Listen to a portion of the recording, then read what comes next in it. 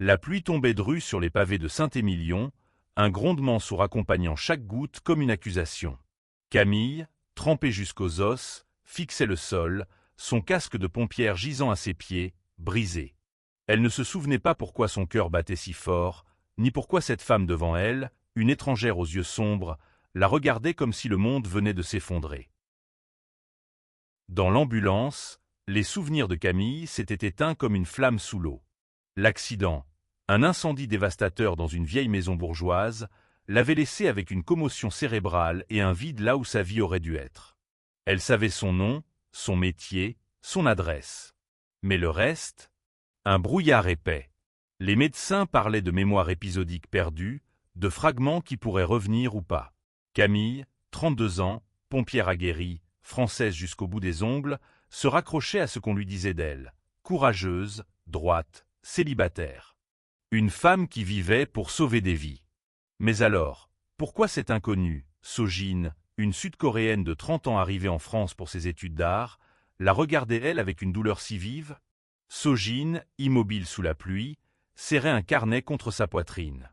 Ses cheveux noirs, collés par l'eau, encadraient un visage où se mêlaient espoir et désespoir. « Camille, murmura-t-elle, sa voix brisée par l'émotion, tu ne peux pas avoir tout oublié. » Mais Camille, confuse, recula d'un pas. « Je ne vous connais pas, » répondit-elle, sa voix tremblante, comme si elle trahissait quelqu'un sans savoir qui.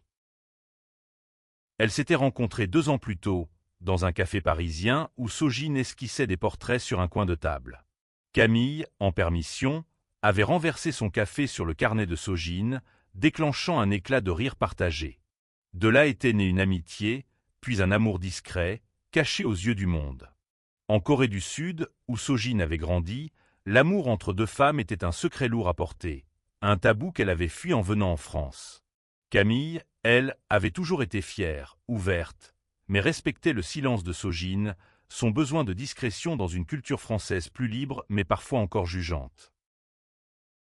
L'accident avait tout changé. Camille, autrefois si sûre d'elle, ne savait plus qui elle aimait, ni même qui elle était vraiment. Elle se croyait hétérosexuelle, comme si son cerveau avait réécrit son histoire pour combler les vides. Pourtant, dans ses rêves, une voix douce, un rire, une main tenant la sienne revenaient sans cesse, sans visage. Sojin, déchirée, refusait d'abandonner. Elle savait que quelque part, dans les méandres de l'esprit de Camille, leur amour vivait encore. Ce soir-là, dans la petite maison qu'elle partageait à Saint-Émilion, Sojin s'assit à côté de Camille, qui fixait un mur comme si les réponses s'y trouvaient. « Laisse-moi t'aider à te souvenir, » dit Sojin, posant le carnet sur la table. C'était leur carnet, rempli de dessins, de mots, de promesses qu'elle s'était faites. Camille le feuilleta, son regard vide. « Ce n'est pas moi, » murmura-t-elle, mais ses doigts s'attardèrent sur une esquisse d'elle deux, main dans la main, sous un cerisier en fleurs. Les jours suivants, Camille retourna à la caserne, malgré les recommandations des médecins. Elle voulait retrouver un semblant de normalité. Ses collègues, des hommes rudes mais loyaux, l'accueillirent avec des tapes dans le dos, ignorant le chaos dans son esprit. Sojin, elle, passait ses journées à l'atelier, peignant des toiles où des flammes dansaient avec des ombres, comme une métaphore de leur histoire. Chaque soir, elle revenait vers Camille, tentant de raviver une étincelle. « Tu adorais danser avec moi, » dit-elle un jour, mettant une vieille chanson coréenne.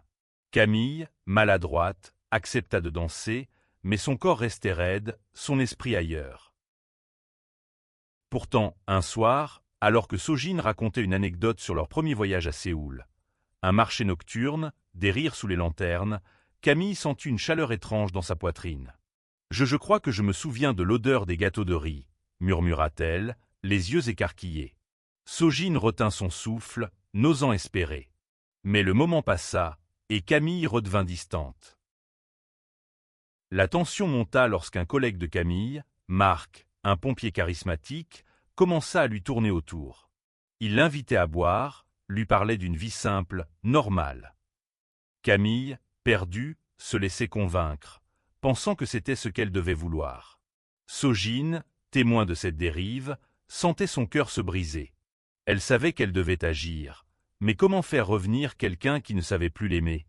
Les semaines passèrent, et la distance entre Camille et Sojin grandit comme une fissure dans un mur ancien.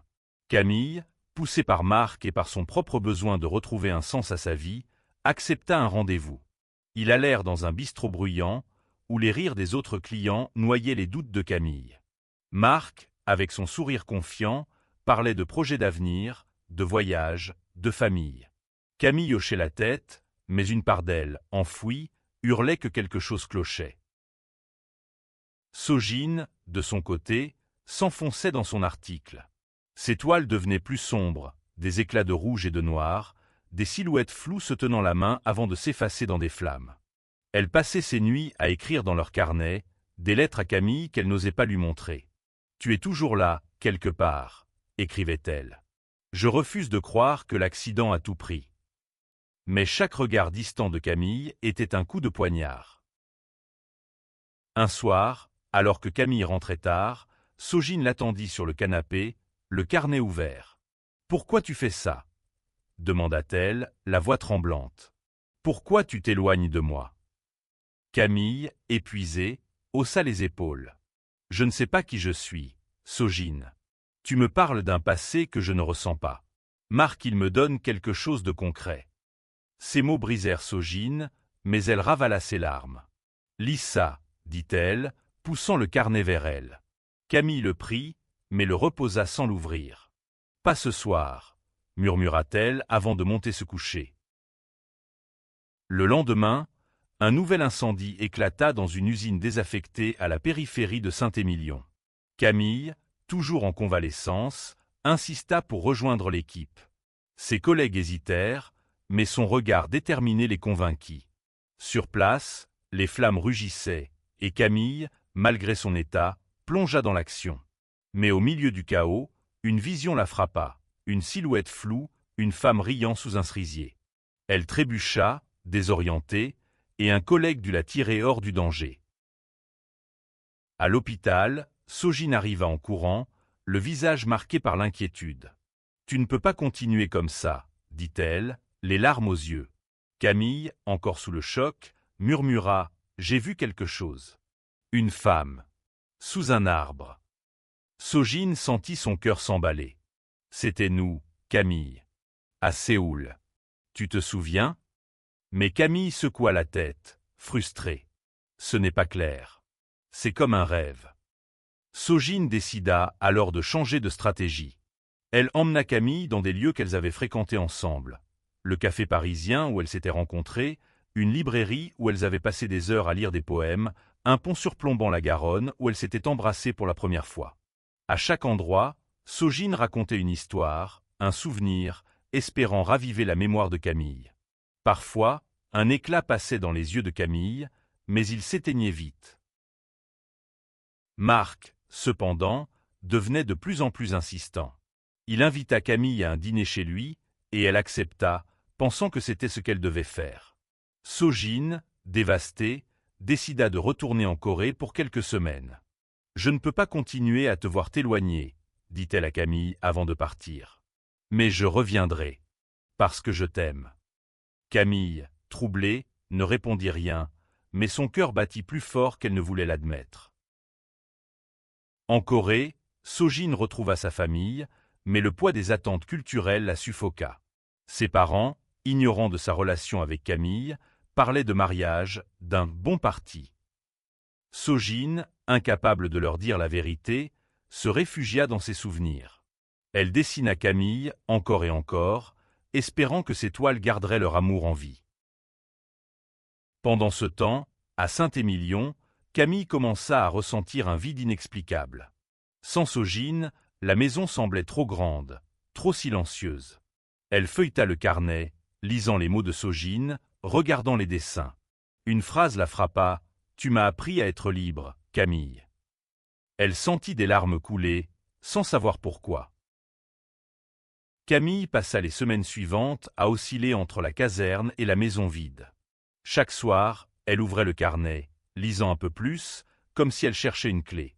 Les mots de Sojin, pleins de tendresse et de douleur, semblaient creuser un chemin dans son esprit. Une nuit, elle rêva d'un marché coréen, de lanternes rouges et d'un rire qui lui semblait familier. Elle se réveilla en pleurs, le nom de Sojin sur les lèvres. À Séoul, Sojin luttait avec ses propres démons. Ses parents, sentant sa détresse, la pressaient de rester, de se stabiliser. Mais chaque jour loin de Camille renforçait sa détermination. Elle acheta un billet de retour pour la France, décidée à se battre pour leur amour, même si cela signifiait affronter ses propres peurs. De retour à Saint-Émilion, Sojin trouva Camille changée. Elle semblait plus ouverte, plus curieuse. « Raconte-moi encore », demanda Camille un soir, tenant le carnet. Sojin, prudente, parla de leur premier Noël ensemble, de la neige sur les toits parisiens, de la façon dont Camille avait brûlé le dîner mais ri aux éclats.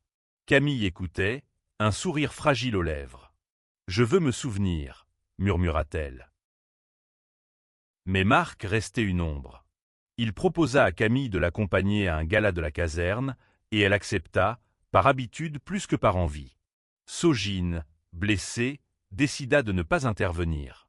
Elle savait que forcer Camille ne ferait que la repousser.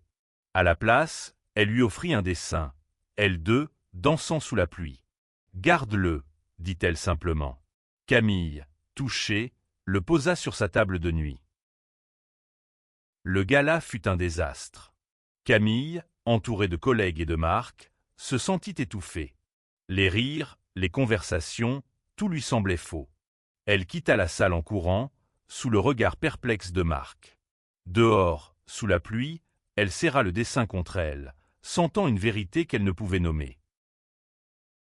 Le lendemain, elle alla voir Sojin à l'atelier. « Je ne sais pas ce que je ressens », avoua-t-elle, les yeux baissés. « Mais quand je suis avec toi, je me sens entière. » Sojin, émue, lui prit la main. « Laisse-moi t'aider à te retrouver, » dit-elle. Pour la première fois, Camille ne recula pas. Elles commencèrent à passer plus de temps ensemble, reconstruisant leur lien pas à pas. Sojin cuisinait des plats coréens, racontait des histoires de son enfance, partageait des chansons. Camille, peu à peu, retrouvait des fragments, une mélodie, une sensation, un éclat de rire. Mais la peur restait. Et si elle ne redevenait jamais celle qu'elle était? L'hiver s'installa à Saint-Émilion, drapant la ville d'un manteau de givre. Camille et Sojin passaient leurs soirées ensemble, partageant des silences aussi lourds que leurs mots. Chaque souvenir que Camille retrouvait était une victoire, mais aussi un fardeau.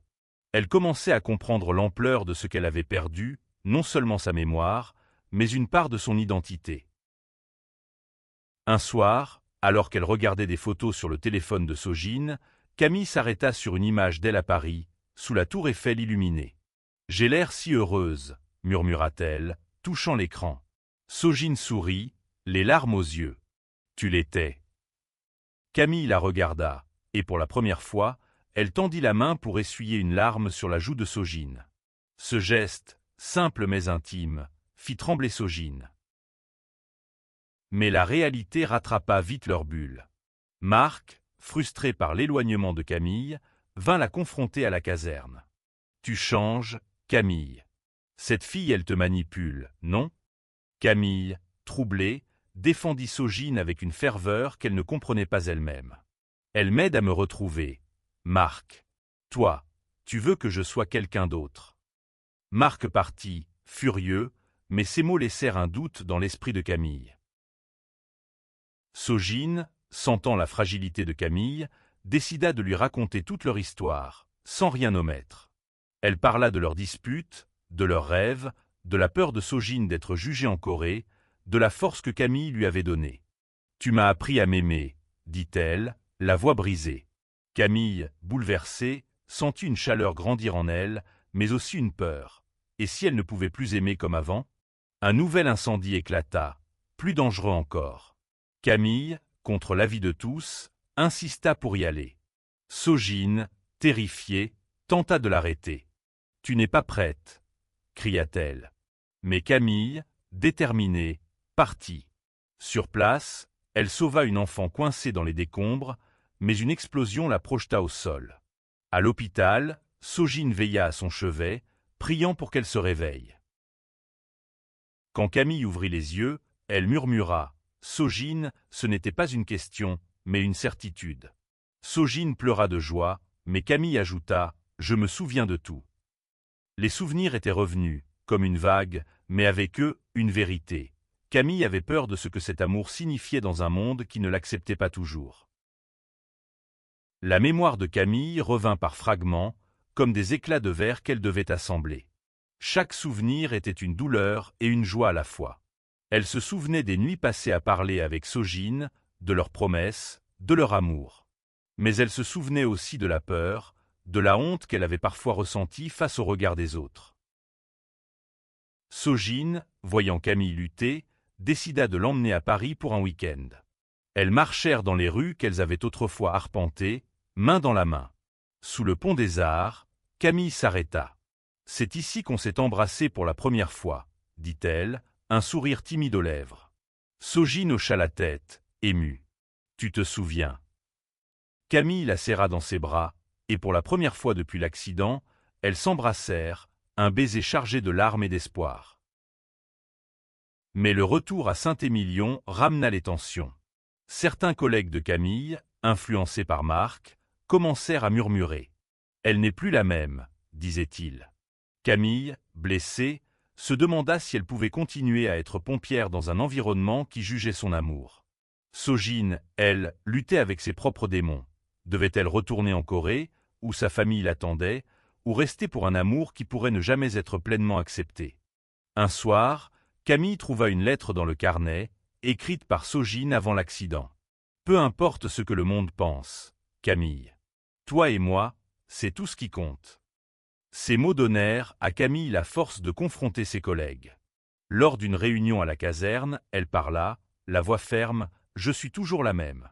J'aime une femme, et ça ne change rien à qui je suis. » Certains applaudirent, d'autres restèrent silencieux, mais Camille se sentit enfin libre. Sogine, inspirée par le courage de Camille, décida d'écrire à sa famille en Corée. Elle leur parla de Camille, de leur amour, de son choix de vivre authentiquement. La réponse fut froide, mais Sogine, pour la première fois, ne se sentit pas brisée. « Je choisis ma vérité », dit-elle à Camille. L'amour de Camille et Sogine grandit, mais le monde autour d'elle restait un défi. À Saint-Émilion, les ragots s'estompèrent, mais certains regards restaient lourds. Camille, forte de ses souvenirs retrouvés, décida de quitter la caserne pour devenir formatrice en sécurité incendie, un rôle où elle pouvait être elle-même sans crainte. Sogine, elle, obtint une exposition pour ses toiles, où elle raconta leur histoire à travers ses peintures. Les visiteurs, touchés, voyaient dans ses œuvres l'universalité de l'amour. Un soir, Sogine reçut un appel de sa mère. Contre toute attente, elle voulait venir en France, rencontrer Camille. Sogine, nerveuse, accepta. La rencontre fut tendue, mais la mère de Sogine, voyant l'amour dans les yeux de sa fille, commença à comprendre. « Je veux ton bonheur », murmura-t-elle, un premier pas vers l'acceptation. Camille et Sogine décidèrent de repartir à zéro. Elles louèrent un petit appartement à Bordeaux, loin des jugements de Saint-Émilion. Là, elles construisirent une vie simple, faite de rires, de danses sous la pluie, de promesses tenues. Camille, enfin en paix avec elle-même, murmura un soir à Sogine, « Même sans mémoire, je t'aurais retrouvé. » Un an plus tard, Camille et Sogine se tenaient sous un cerisier en fleurs, dans un parc à Bordeaux. La lumière du printemps dansait sur leurs visages, et Sogine tenait une bague, simple mais chargée de sens. « Veux-tu m'épouser » demanda-t-elle, sa voix tremblante mais assurée. Camille, les larmes aux yeux, hocha la tête. « Oui, 1000 fois oui. » Leur mariage fut discret, entouré de quelques amis proches et de la mère de Sogine, qui avait fait le voyage. Sous les regards émus, elles échangèrent leurs vœux, promettant de s'aimer malgré les tempêtes, les accidents, les pertes. La vie, elles le savaient, ne serait pas toujours facile. Mais elles avaient appris que l'amour, quand il est vrai, surmonte tout. Le carnet, témoin de leur histoire, trônait sur une étagère dans leur appartement.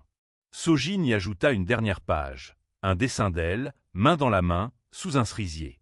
En dessous, elle écrivit « Après l'accident, nous nous sommes retrouvés. Et nous ne nous lâcherons plus jamais. » Leur histoire, née dans la douleur et les flammes, devint un symbole d'espoir. À travers leurs épreuves, Camille et Sogine avaient appris que l'amour n'est pas seulement un sentiment, mais un choix, un combat, une vérité. Et dans chaque murmure, dans chaque regard, elles se rappelaient qu'elles étaient l'une pour l'autre, contre le monde entier.